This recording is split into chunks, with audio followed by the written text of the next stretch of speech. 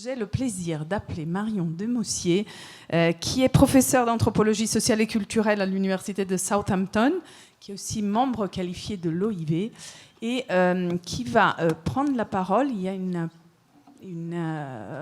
un micro. Et pour les diapos, les diapos arrivent et tu dois juste appuyer sur le faire avancer. Sur le faire.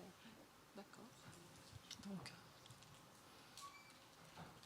j'attends la première diapo et j'aurai le double objectif de vous garder réveillé et dynamique, et puis aussi peut-être de façon provocatrice, parce qu'en général les anthropologues aiment bien un petit peu fouiller et poser les questions qui gênent. Je vais essayer de conclure. Et je voudrais d'abord remercier bien évidemment la Cité du Vin et notamment les organisatrices, travail formidable, et puis aussi la présidente de séance et le président, et dire dans quelle mesure l'ensemble des contributions joue un rôle très important pour générer de nouvelles formes de savoir. Et ces nouvelles formes de savoir, comme ça a juste été souligné dans la dernière question, je pense qu'il est très très important aujourd'hui, parce que, en tout cas dans le moment qu'on vit, politiquement, économiquement, socialement, d'essayer d'en tirer un certain nombre d'idées qui vont au-delà du vin. Donc il faut que ça ait un rôle plus large. Donc c'est ce que je vais essayer de faire ici. La première, voilà. Je vais garder ce visuel. Alors j'avais écrit à peu près 4 pages, mais je vais éviter de lire. Donc je voudrais revenir sur un certain nombre de points, et je remercie Christelle et Gaspard parce que vous m'avez rendu l'ouverture ou la présentation de ce que je voulais dire un peu plus simple. Il me semble qu'il y a un thème qui est ressorti de l'ensemble des présentations, mais peut-être pas de façon complètement visible. C'est le thème de la pluralité. Et ça va me permettre de commencer en fait de façon un peu provocatrice ma présentation. Je vais citer Thomas Hylland Eriksen, qui est décédé malheureusement il y a quelques mois, professeur d'anthropologie sociale à l'université d'Oslo, qui décrit nos sociétés modernes comme un monde surchauffé. Une métaphore qu'il emploie pour illustrer l'accélération depuis les années 1990 des changements à l'ère de la mondialisation. Et vous en avez tous parlé de manière très différente, européanisation, mondialisation. Ce qui est intéressant dans la définition qu'en donne Eriksen, c'est que cette accélération est de plus en plus rapide, de plus en plus marquante, de plus en plus intense, plus instable, et aussi dans certains cas plus violente. On peut parler du changement climatique, mais ça va au-delà de ça.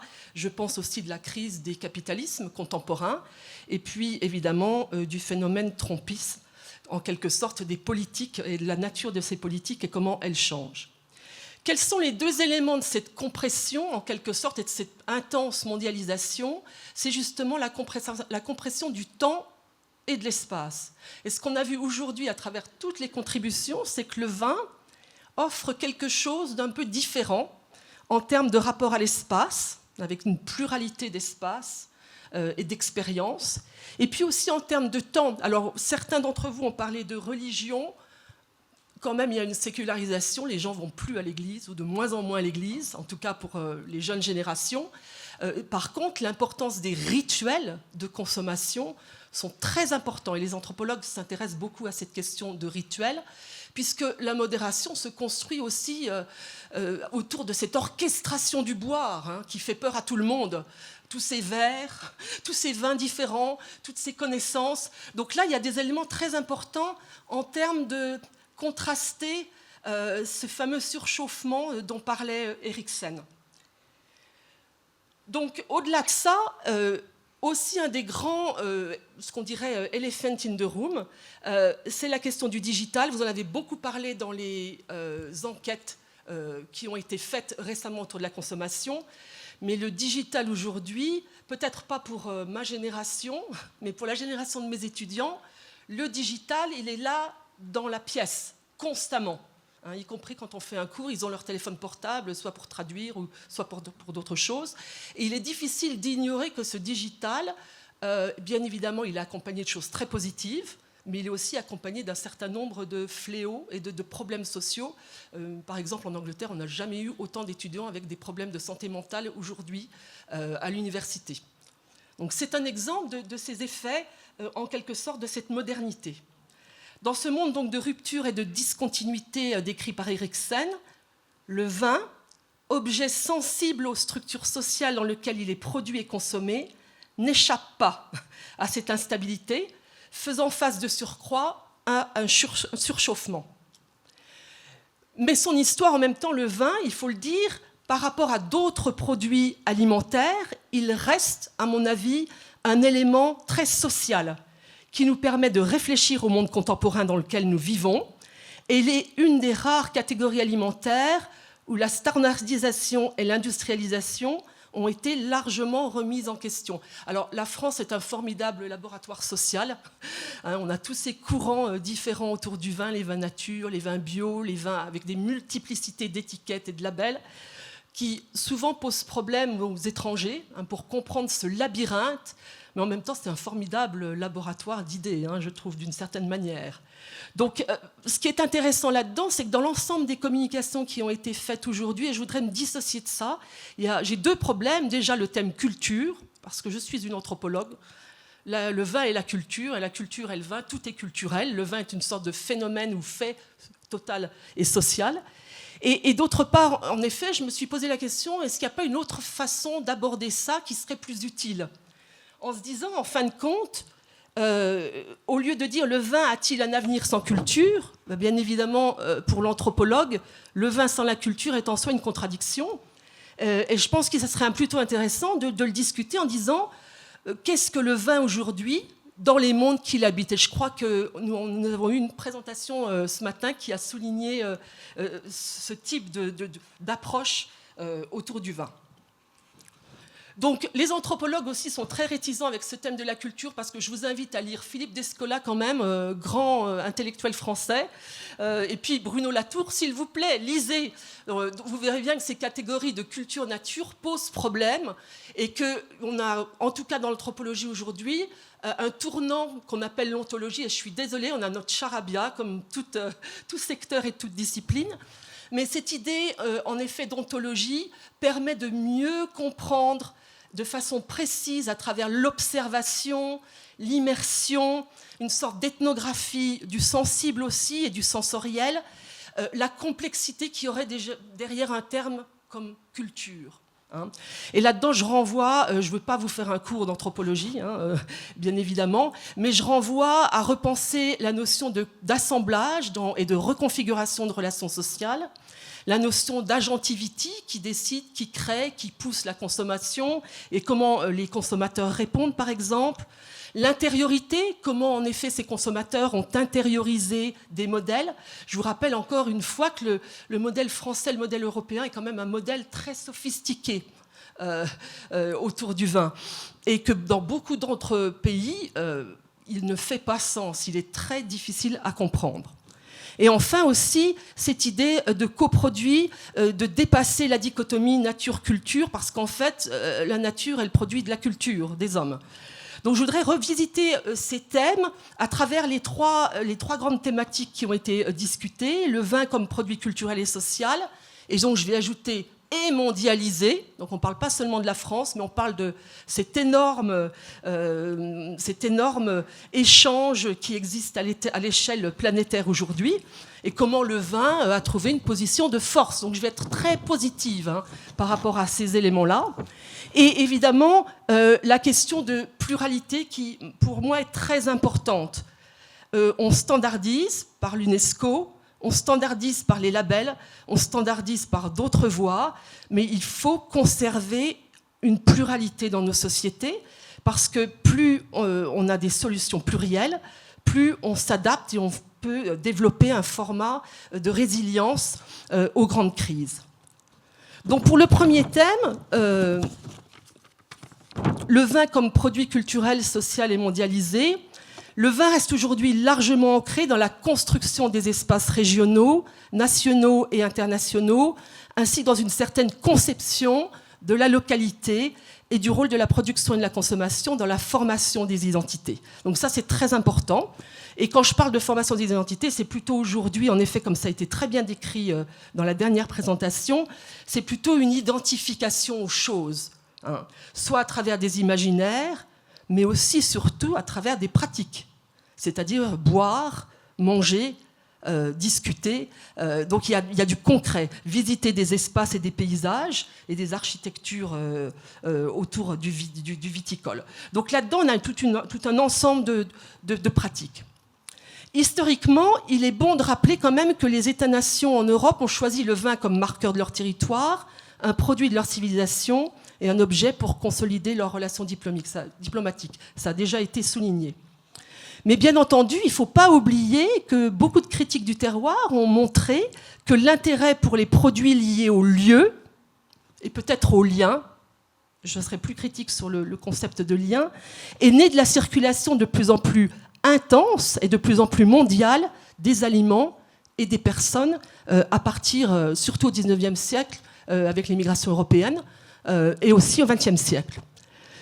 Donc, je cite par exemple les travaux de Rebecca Feinberg sur les vins effervescents italiens, notamment le Prosecco, où elle montre que le développement des matières premières et des techniques donne aux produits comme le vin un goût unique, mais il est surtout aussi le résultat de la mobilité humaine et des échanges, un processus qui continue de stimuler l'évolution du goût de chaque lieu. Donc ça, c'est très important. Deuxième point, dans ce vin comme produit culturel, social et mondialisé, il me semble qu'il y a un point très important, il faut aller au-delà des imaginaires. Et il s'agit évidemment de toucher les gens dans leur forme de relation dans le monde qui les environne.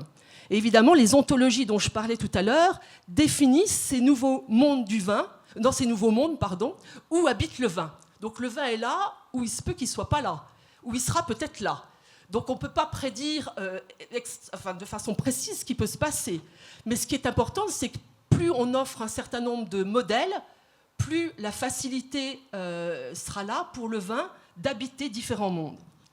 Donc la question des pratiques de consommation, des récits, des expériences, des engagements, semble en effet tout aussi importante que la question des imaginaires.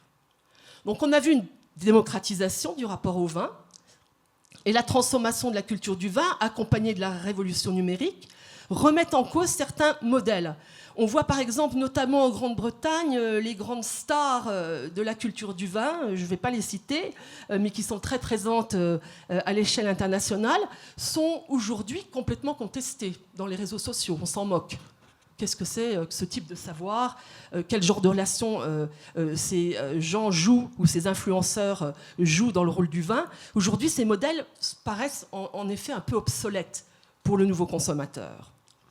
Donc on peut citer par contre, en même temps que ce processus de démocratisation à travers le digital, on a vu aussi de façon extraordinaire, notamment à partir de Covid, on n'a pas trop parlé de Covid, mais Covid c'est quand même un grand bouleversement. Une grande remise en cause d'un certain nombre de modèles. On a vu, y compris en Grande-Bretagne, une floraison de petits réseaux sociaux qui mettaient en scène, y compris chez les étudiants qui n'étaient traditionnellement pas buveurs de vin, une consommation du vin en ligne. Donc ils se retrouvaient par petits groupes de 5, 10 étudiants et ils décidaient de partager un verre de vin et d'en parler. Donc il y avait des phénomènes là qui étaient relativement peu attendus, qui ont permis en effet de mieux voir dans quelle mesure il se passe des choses qu'on ne domine pas de façon nécessaire et qui ont lieu. Il est important de souligner que le vin reste un aliment de la hiérarchie. Un certain nombre de contributions l'ont souligné. Et en tant que tel, on est aujourd'hui aussi dans un monde où ces hiérarchies sont remises en question, où on essaie de résister évidemment à l'impact de nouvelles hiérarchies, et qu'il contribue en même temps, le vin, au social, c'est-à-dire c'est un espace de réflexion sur ces hiérarchies traditionnelles et sur ces hiérarchies qui sont en train de se créer. Ce n'est pas un espace neutre, il reflète souvent ce qui se passe dans la société plus généralement. Donc ça, c'est plutôt un bilan positif. Troisième point, peut-être rapidement esquissé parce que tout le monde en a parlé, enfin il y a eu un certain nombre de contributions qui l'ont évoqué. Depuis les années 70, on voit un très fort mouvement en faveur de l'environnement et de la qualité. Et c'est indéniable qu'on est en ce moment dans un monde qui est en train de basculer pour des tas de raisons et qui nécessite en effet de repenser le vin comme un produit qui peut contribuer à ce tournant environnemental. Je peux vous citer l'exemple des marchés nordiques. Je pense surtout, par exemple, à tous les pays nordiques en général où la consommation de vin a monté. Les vins sont assez chers là-bas si vous voulez les consommer. Ou du Japon, qui a décidé d'inscrire le vin dans son identité nationale.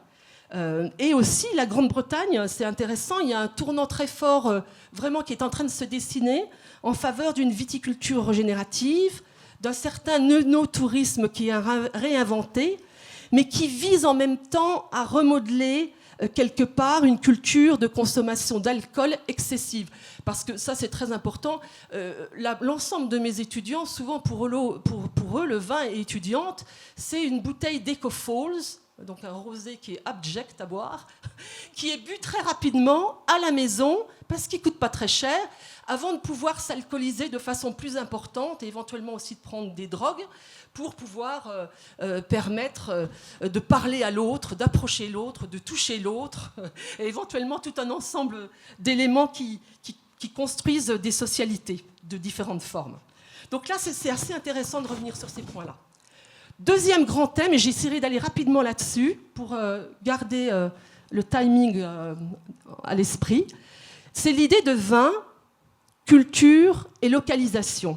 Et là-dedans, je voudrais pousser un tout petit peu l'argument, c'est qu'en parallèle à une territorialisation importante de la culture du vin, puisque c'est lié au local, au lieu, les vins, les AOC, etc., on a vu dans le même temps une déterritorialisation prendre place. Et c'est quelque chose qui est essentiel, en tout cas dans la consommation du produit, mais aussi en termes de penser la production.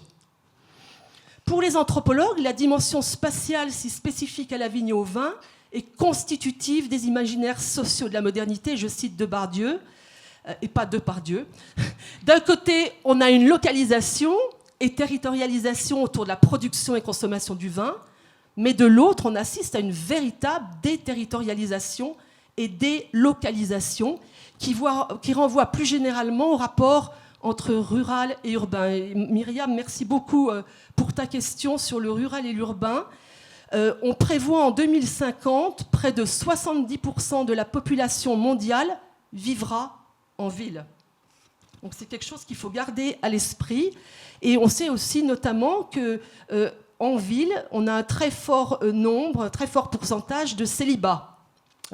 Et qu'évidemment, avec les nouvelles communications digitales, les rapports entre les gens sont affectés constamment. Je prends le train de façon régulière. Vous pouvez monter dans un wagon, y compris en France. Les gens ne vous parlent plus. Ils sont tous sur leur petit téléphone portable. Leur vie n'est que dictée par ce petit portable. Donc ils oublient de regarder, d'observer, de sentir, d'être humain. Donc je voudrais vraiment que dans ces imaginaires sociaux aussi, il y a une réflexion française, ce soit toujours pour cultiver des espaces de protection pour cette humanité, s'il en reste encore un petit peu, quelque part. Donc ça, c'est un point important.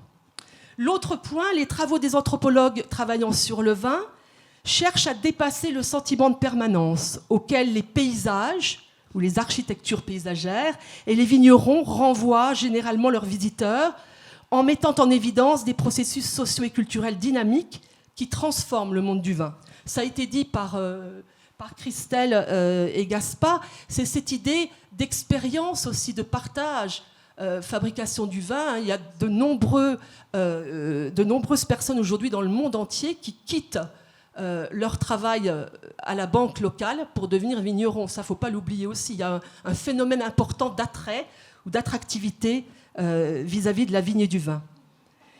Donc là, il y a des choses assez intéressantes.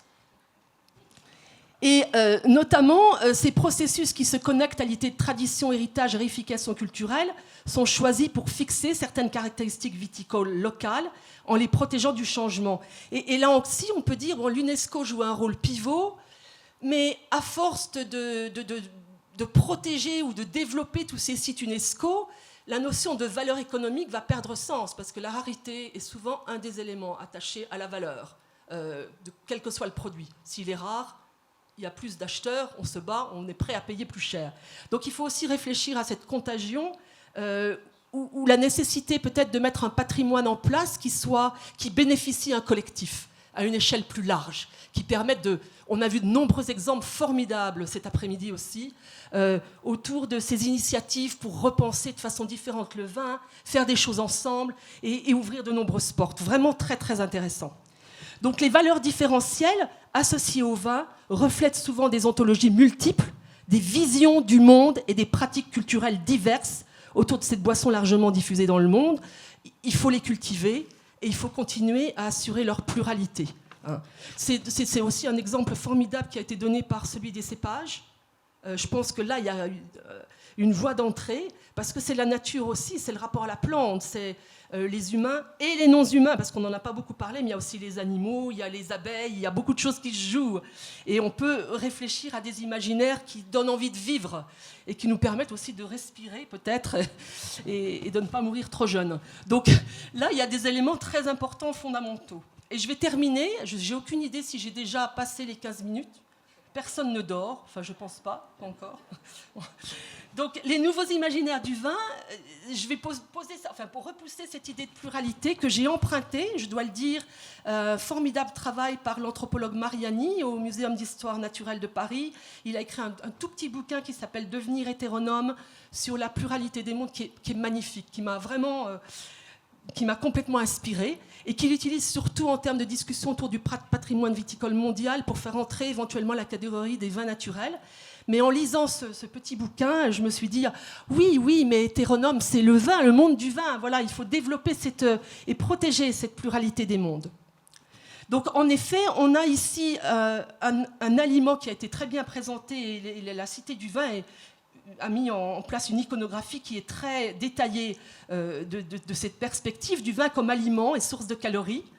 Il a été longtemps considéré comme la boisson qui distingue les sociétés judéo-chrétiennes européennes, mais il faut le dire que c'était une boisson aussi que la tradition sunnite a beaucoup, s'est trouvée très inspirée. Les plus beaux poèmes arabes et de l'islam sont autour du vin, donc il ne faut pas l'oublier.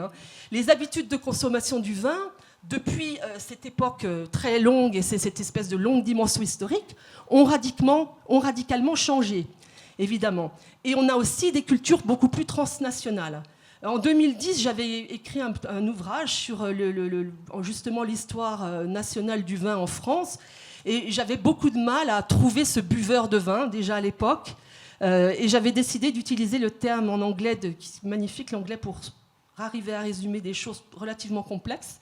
Wandering drinker, cette idée de buveur flâneur ou errant ou perdu, parce que c'était un peu mon cas, d'une certaine manière, bien que je sois née dans un milieu viticole. Et je m'étais dit, tiens, c'est intéressant de réfléchir à comment ces pratiques de consommation et les expériences de consommation, en quelque sorte, prennent en compte les débats et préoccupations qui traversent la société contemporaine. Évidemment, ces éléments-là, aujourd'hui, se sont développés de façon exponentielle. Et le digital était vraiment à ses premiers balbutiements à l'époque. Je crois que j'utilisais toujours pas de téléphone portable, il me semble. Je ne sais plus. J'ai déjà oublié cette histoire du téléphone portable. Mais malheureusement, il est là. Donc aujourd'hui, les vins sont devenus des boissons largement consommées dans le monde entier et leur production s'étend bien au-delà du continent européen et de ses anciens territoires de conquête, Amérique, Australie, Afrique du Sud. Et on assiste à une effervescence mondiale de la part des nouveaux pays consommateurs.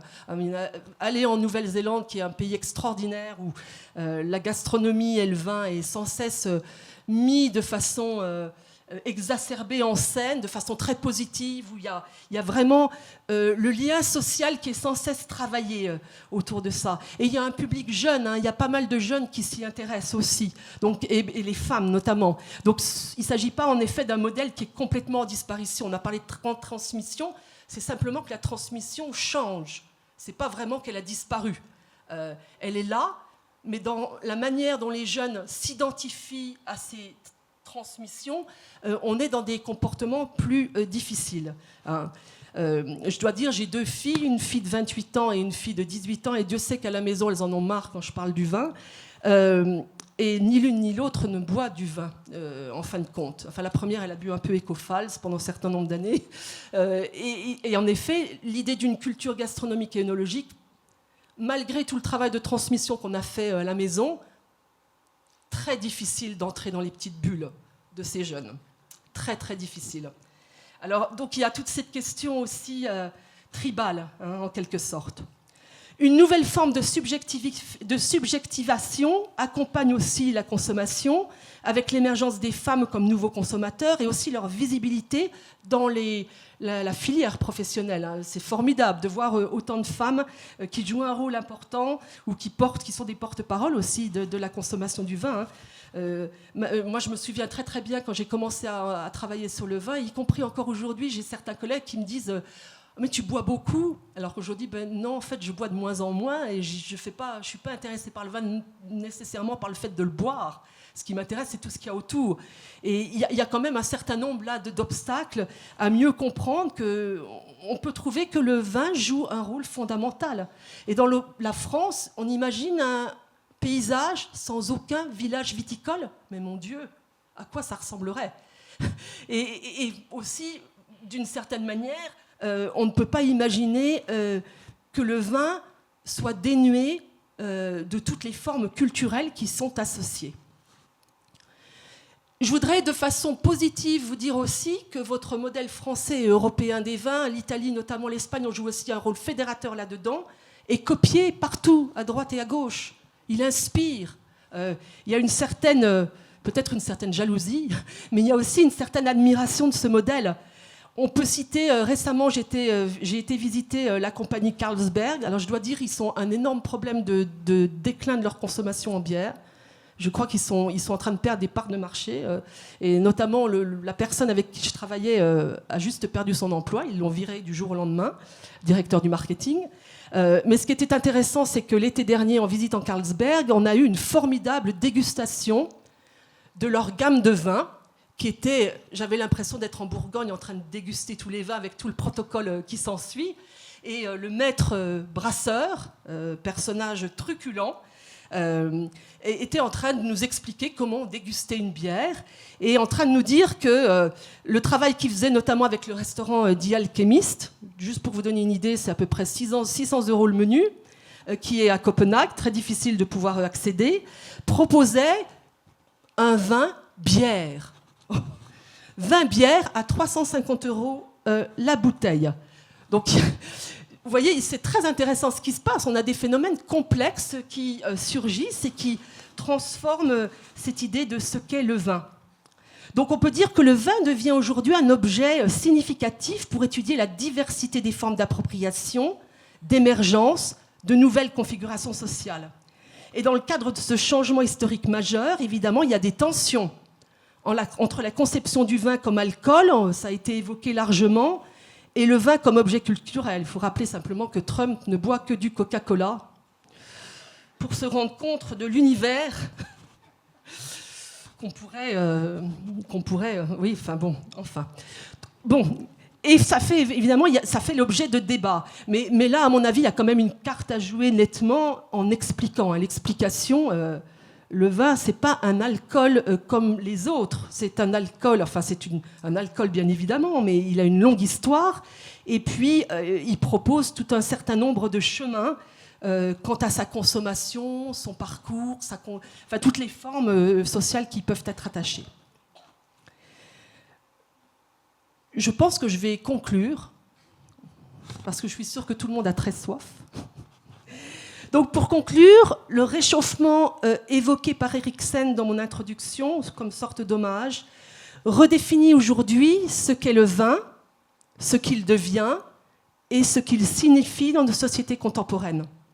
Présent depuis plus de 8000 ans, il est passé d'une découverte accidentelle de la fermentation à une industrie et un art scientifique influencés par l'histoire humaine.